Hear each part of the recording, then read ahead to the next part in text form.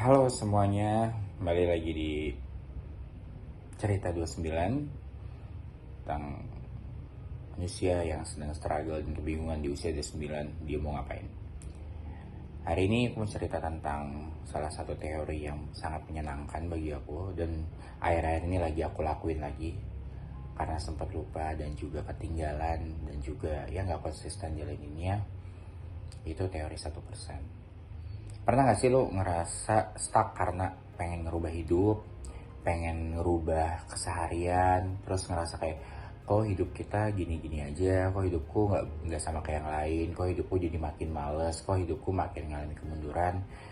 Tapi di sisi lain kalian tuh pengen hasilnya cepat kelihatan, pengen kayak kalau kalian pengen bisa bahasa Inggris, pengen besok langsung bisa bahasa Inggris, pengen besok jadi bisa sesuatu pada hari ini belum baru belajar teori-teori dasar. Itu kan itu hal yang nggak mungkin. Atau enggak kalian lagi pengen baca buku, pengennya langsung berapa puluh buku di dalam 1 bulan. Itu hal yang mustahil, dan jika pun terjadi itu jadi hal yang nggak akan konsisten. Dengan segala keinginan yang cepat itu ujung-ujungnya apa gitu, kita pasti overwhelmed gitu, kita pasti pusing, kepala kita pasti panas banget, padat banget. Terus kita malah ngerasa kok mau ngerubah sesuatu malah makin berat ya, kok malah makin susah ya, kok apa yang salah ya. Padahal dengan kita nargetin terlalu tinggi, kita itu tuh ngebuat target kita tuh menjadi gunung yang sangat tinggi, yang kalau kita liatin syarat hanya diliatin terus, itu sesuatu yang nggak mungkin kita bisa capai. Nah, itulah yang aku mau bahas dari ini, dari teori 1%, apa yang bisa kita lakuin dari hal itu.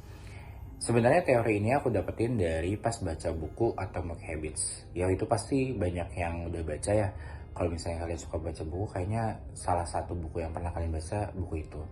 Cuman aku nggak mau bahas bukunya secara general karena aku membahas satu poin penting yang aku dapetin dari buku itu.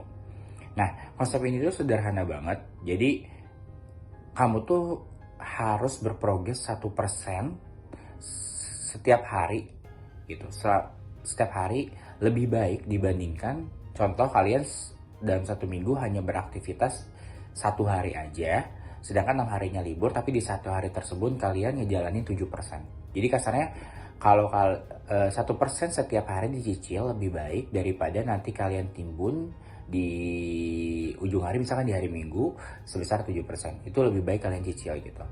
Nah, kalau dalam rumus matematikanya gitu, kalau misalnya kita ngelakuin di setiap 1% di setiap tahun, otomatis kan kita akan meningkat dari versi hari ini sebesar 365%. Tapi kalau dimajemukin dalam rumus matematika itu, kita bisa meningkat dalam segi skill atau apa 37 kali lipat dibandingkan hari ini. Itu angka yang sangat luar biasa ya teman-teman ya.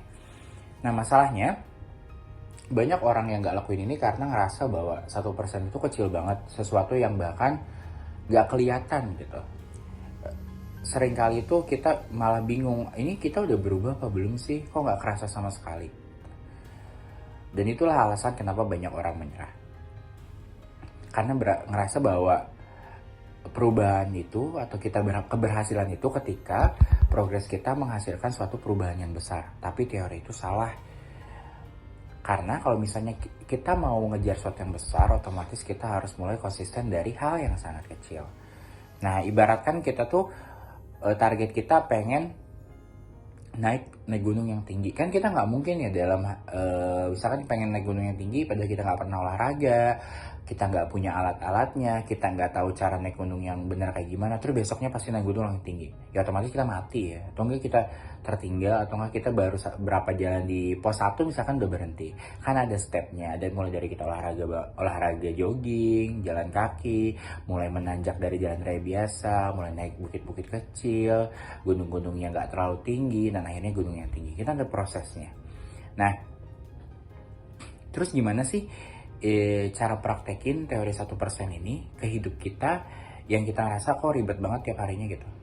Nah, menurutku jangan memulai sesuatu yang kerasa langsung berubah 360 derajat gitu, langsung berkebalikan dengan pribadi kita. Misalkan contoh, kalian mau berubah dari bangun pagi.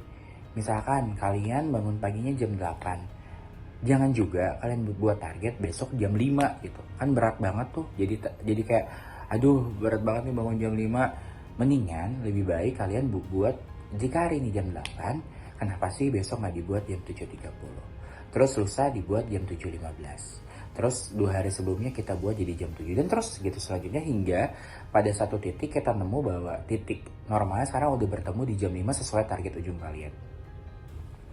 Atau contoh lain, kalian pengen rutin jogging gitu, rutin jogging atau nggak pengen ikut maraton.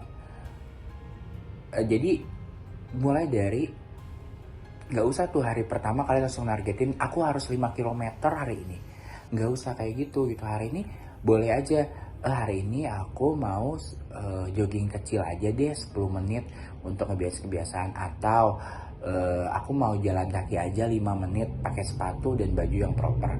Terus besoknya 10 menit, besoknya 15 menit, besoknya 25 menit, besoknya 30 menit. Terus udah nemu tuh flow yang benar untuk ngatur waktunya, kita ubah ke target hariannya.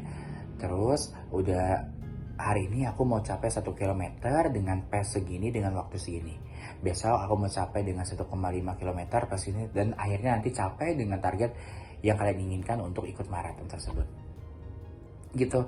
Atau misalkan kalian pengen rutin baca buku, nggak usah tuh langsung hari ini aku mau tamatin 1 bab. Itu bakal berat banget buat kalian yang nggak pernah baca buku.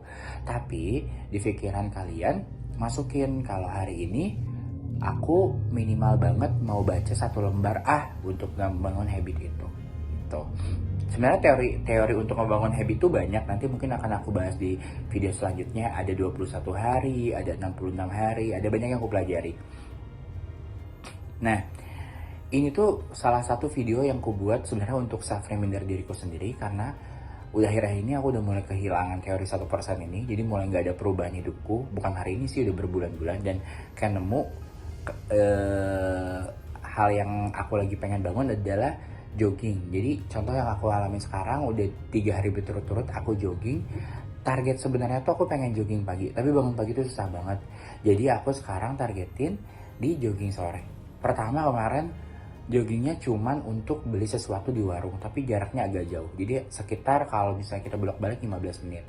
Terus besoknya aku lari mulai keliling sekitar 20 menit. Hari ini aku mulai jalan kaki lagi dan lari 25 menit. Jadi ada progres setiap harinya. Contohnya kayak gitu. Jadi teori 1% itu mungkin nggak works buat kalian yang pengen ngeliatin ke orang lain atau ngebuktiin sesuatu ke orang lain bahwa hasilnya bisa cepat, nggak. Tapi itu ngajarin konsistensi. Kalau kalian ngikutin video aku yang kemarin bahas buku Marukami, mungkin itu agak ngelain ya sama yang ini, bahwa sesuatu yang sustainable atau yang berhasil itu adalah sesuatu yang konsisten kalian jalani tiap hari tanpa kebosanan.